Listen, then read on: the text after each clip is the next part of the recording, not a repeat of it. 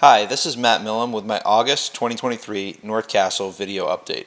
There's been a lot of development news over the past few months, so let's start there. First with Mariani. I'm often asked why this property has to be residential at all.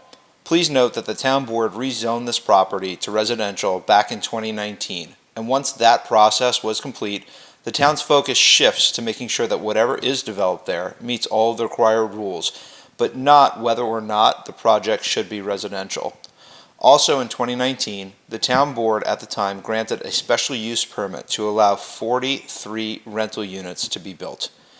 In January of 2022, the newly reconstituted town board voted against granting an extension of that permit for 43 rental units, which is what led to this renewed process.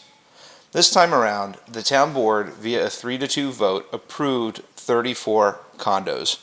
While I still think 34 is a little bit dense, I voted for this project because the developer dramatically improved the appearance of the project and because I think 34 condos are significantly better than 43 rental units for the town.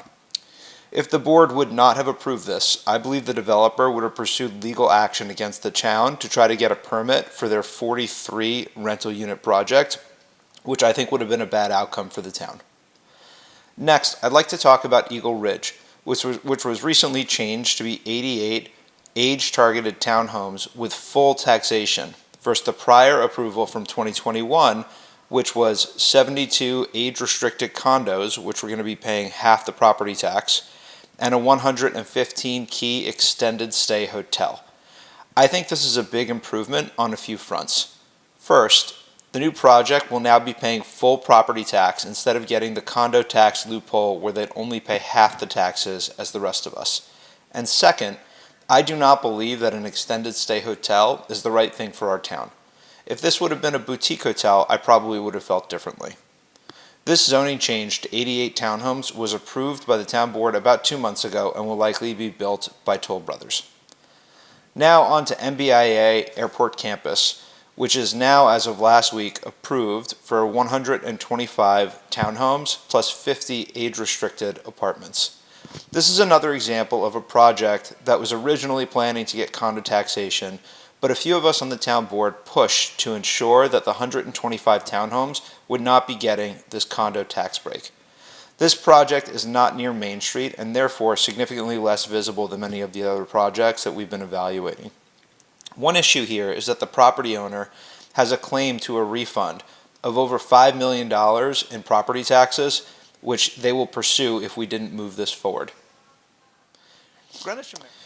Now I want to talk about another development called Greenwich American, which is across the street from Airport Campus, but not in New York State. It's in Connecticut and therefore not in our jurisdiction. Greenwich American is proposing a fairly large development that could have implications on our town. The current proposal is for 248 units. However, that is a lot smaller than the originally proposed 456 units as a result of pushback from the Greenwich Planning Commission about the density and height of the project. I'm concerned about the impacts on traffic and parking, but note that this is not a project where the town of North Castle has any direct authority. On another note, there's a public hearing before the town board on September 13th to consider an application to develop a new building and business park that will be part warehouse and part indoor pickleball. The proposal is for 11 indoor pickleball courts to be owned and run by a private operator.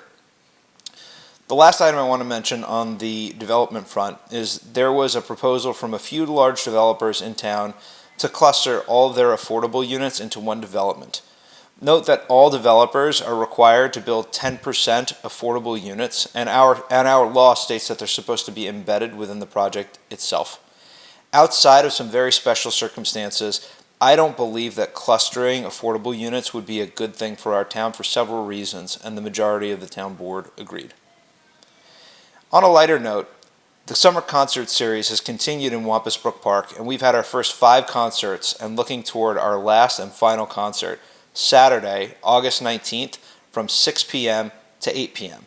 The band for the final concert is called Mighty Spectrum. It's an awesome rock band with a horn section that plays music from The Doors, Springsteen, Joe Crocker, and many others.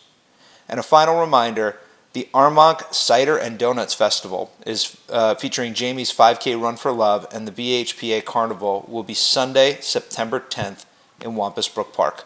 Hope to see you at these fun upcoming events, and hope everybody has a nice remainder of the summer.